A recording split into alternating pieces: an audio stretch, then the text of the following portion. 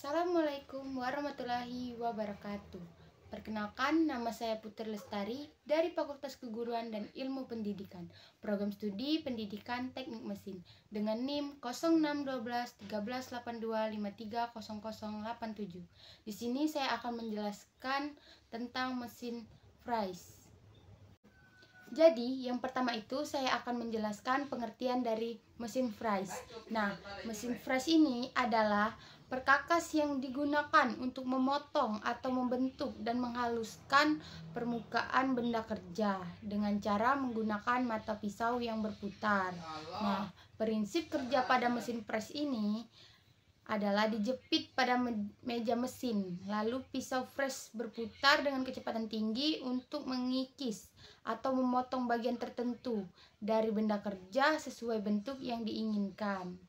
Nah, mesin Fries ini adalah alat yang sangat penting dalam industri manufaktur yang berfungsi untuk membentuk logam menjadi berbagai bentuk dan ukuran dengan akurasi tinggi melalui proses pemotongan menggunakan pisau putar.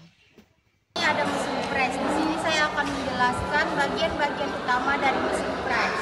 Nah, yang pertama itu ada motor penggerak.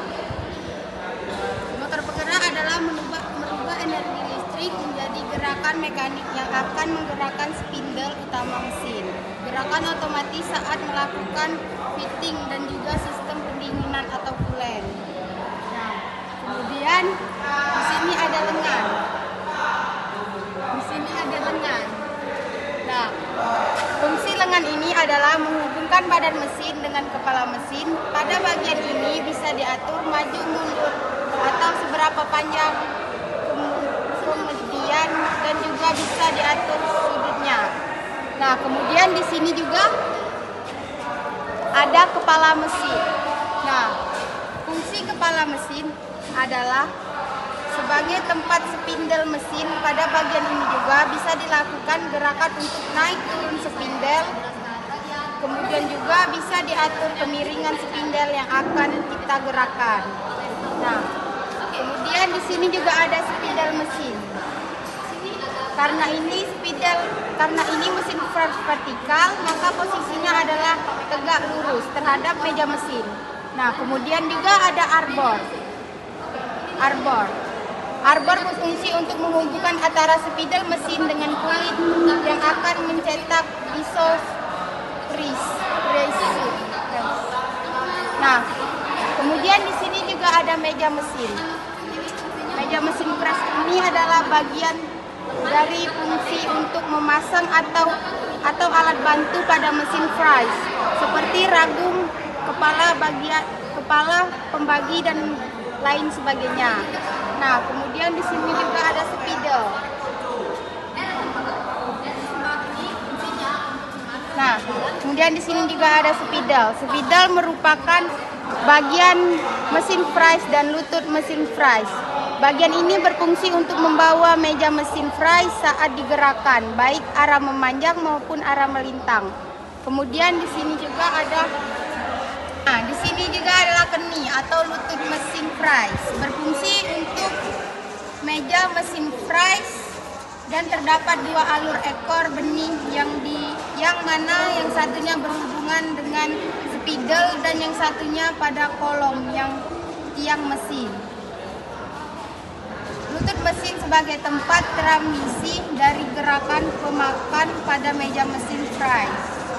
Kemudian di sini ada base atau alat mesin, berfungsi untuk menumpang keseluruhan strap Fries atau sebagai tondasi. Sebagai itu juga berfungsi untuk menampang air pendingin yang telah dipakai saat proses pengepresan. Nah, kemudian di sini juga ada kolum. Kolum atau tiang mesin Fries. Bagian ini berdiri secara tegak dan berfungsi untuk menempelkan bagian mesin Fries yang lain. Salah satunya kin atau lutut mesin yang membawa shuttle dan meja mesin Fries. Nah, pada dua bagian ini dihubungkan dengan alur ekor burung agar lutut mesin bisa bergerak naik dan turun. Nah, kemudian di sini juga ada alat bantu mesin, press atau ragum. Ini berfungsi untuk mencetak benda kerja saat proses pengepresan. Nah, kemudian di sini juga ada eretan. Eretan ini memiliki 3 fungsi. Yang pertama itu eretan merah. Eretan merah adalah eretan memanjang, sedangkan eretan oranye adalah eretan menggerakkan meja press naik atau turun. Dan kemudian di sini juga ada eretan kuning, adalah eretan yang melintang. Nah, mungkin itu saja penjelasan saya mengenai fungsi utama dari mesin press. Sekarang yang ketiga. Nah, jadi setiap mesin pastinya ada kekurangan dan kelebihan. Nah, di sini yang pertama saya akan menjelaskan kekurangan pada mesin press. Nah, mesin press ini kekurangannya ada beberapa jenis. Yang pertama itu biaya opsional tinggi.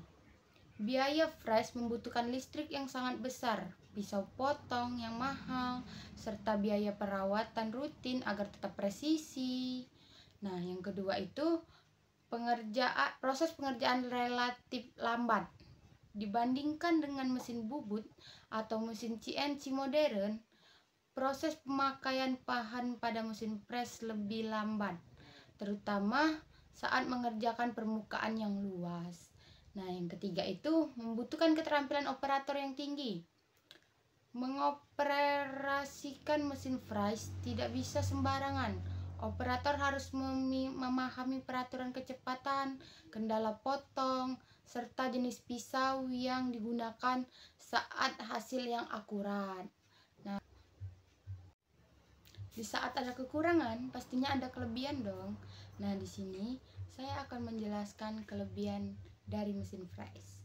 Yang pertama itu, mesin press mampu menghasilkan bentuk yang bervariasi. Mesin press dapat digunakan untuk mengerjakan berbagai bentuk permukaan seperti datar, miring, melengkung, beralur, hingga membuat roda gigi dan komponen tetap kompleks. Nah, yang kedua itu hasil permukaan sangat halus dan presisi. Dengan mengatur kecepatan dan pisau yang tepat, mesin press mampu menghasilkan potongan yang rata, halus, dan presisi tinggi, cocok untuk membuat komponen mesin presisi. Nah, yang ketiga itu bisa mengerjakan berbagai jenis bahan. Mesin press dapat digunakan untuk logam keras, logam lunak, plastik, maupun kayu. Tergantung pada jenis pisau press yang digunakan. Jadi, itu saja penjelasan singkat saya mengenai mesin press. Saya akhiri. Wassalamualaikum warahmatullahi wabarakatuh.